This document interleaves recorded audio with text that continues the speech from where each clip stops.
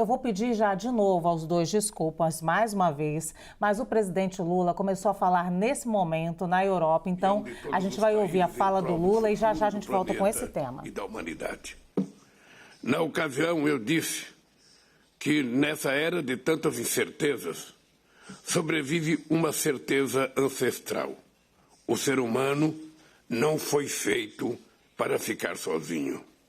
Nos primórdios da humanidade, sozinhos seríamos presas fáceis para as feras de então.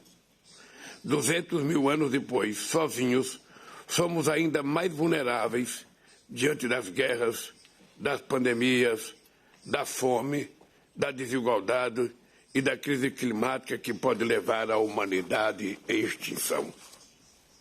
Hoje, presidente do Brasil, sigo movido pela mesma convicção.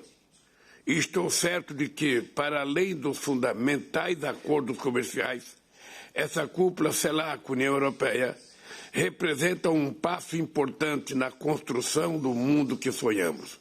Um mundo mais solidário, mais fraterno e menos desigual, que não seremos de construir sozinhos. Senhoras e senhores, quero saudar o trabalho das presidências da Espanha e de São Vicente e Granadinas pela realização desse encontro que não ocorria há 8 anos. Um dos primeiros atos da política externa neste meu terceiro mandato foi determinar o nosso retorno à CELAC, fórum em cuja criação o Brasil teve grande participação. Desde a sua formação, a CELAC formou consensos importantes, como a proclamação da América Latina e Caribe como uma zona de paz em 2014. Também atuou prontamente durante a pandemia da Covid-19 e não se omitiu face aos desafios da fome e dos ilícitos transnacionais. Faço aqui uma menção especial às presidências mexicana e argentina da CELAC, essenciais para reforçar o papel da região na ordem multipolar nascente. Os diálogos com a União Europeia, China, Índia, União Africana e a Associação das Nações do Sudeste Asiático demonstram a pluralidade de interesses de nossa região. Com a Europa, compartilhamos uma longa história e laços econômicos e sociais. A cooperação entre as duas regiões deve refletir as realidades e prioridades de ambos os lados do Atlântico.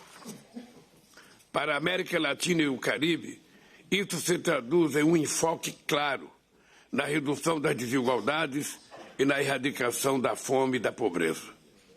Temos que encontrar caminhos para superar as assimetrias de desenvolvimento econômico e social. Iniciativas de mobilização de recursos e investimentos são bem-vindas e devem contemplar transferência de tecnologia e real integração de cadeias produtivas. Precisamos de uma parceria que ponha fim a uma divisão internacional do trabalho que condena a América Latina e o Caribe ao fornecimento de matéria-prima e de mão de obra migrante, mal remunerada e discriminada.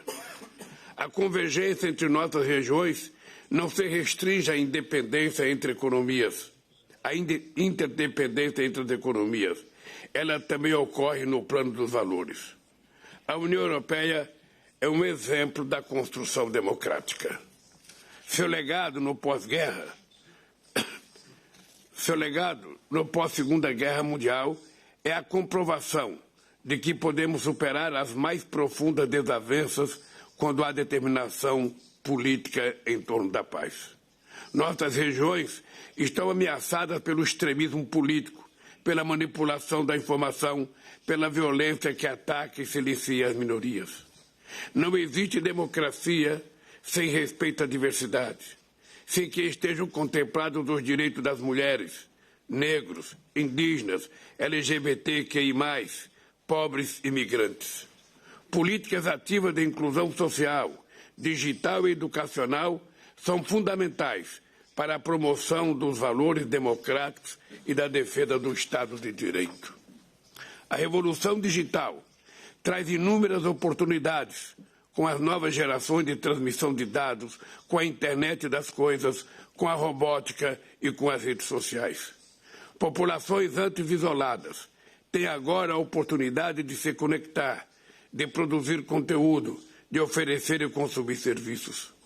Mas há desafios importantes que requerem coordenação dos nossos países e de nossas regiões.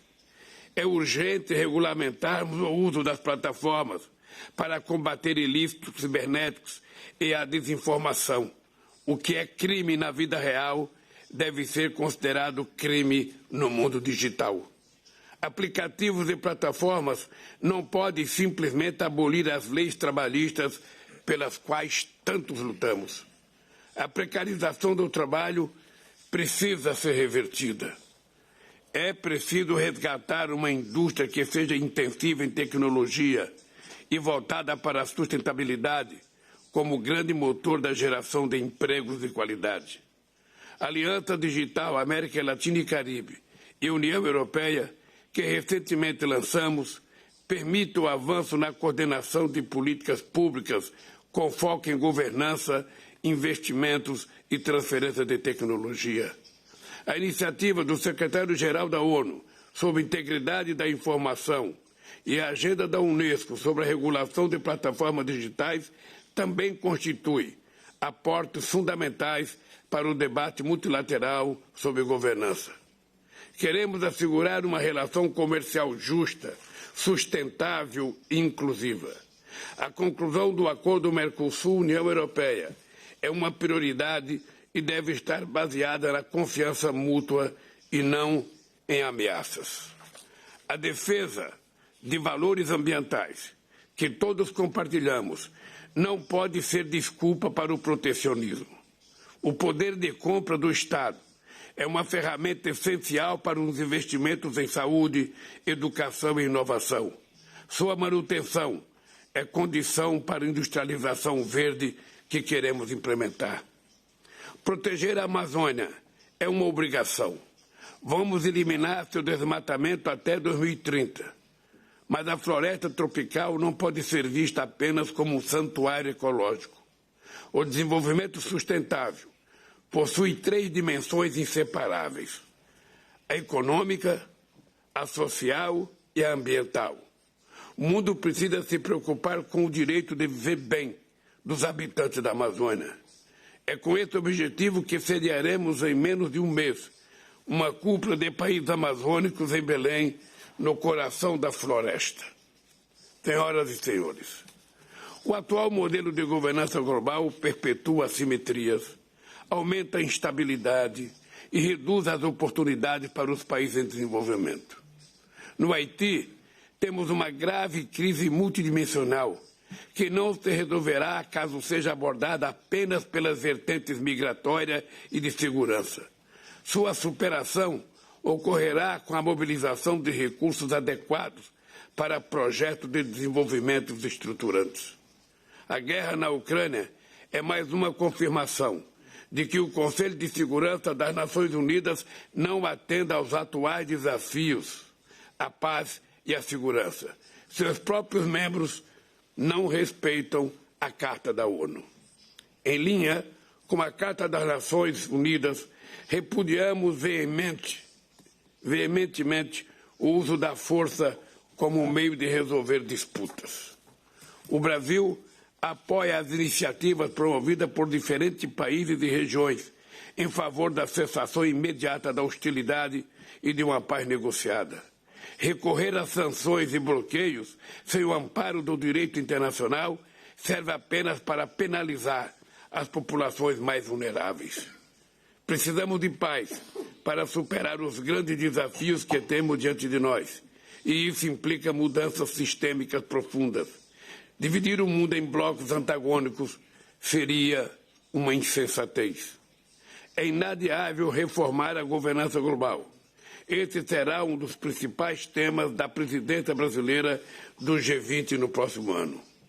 As legítimas preocupações dos países em desenvolvimento devem ser atendidas e precisamos estar adequadamente representados nas instâncias decisórias. Amigas e amigos, em 2021 quando discursei no Parlamento Europeu, o mundo atravessava uma de suas maiores provações, a Covid-19. A pandemia passou, mas a humanidade parece não ter aprendido a dura lição. Mantivemos os hábitos irresponsáveis de consumo, incompatíveis com a sobrevivência do planeta. A desigualdade só faz crescer, os ricos ficar ainda mais ricos e os pobres cada vez mais pobres. 735 milhões de seres humanos passam fome, segundo o relatório da FAO divulgado na última semana. E mesmo com todos os sinais de alerta emitidos pelo planeta, ainda há quem negue a crise climática.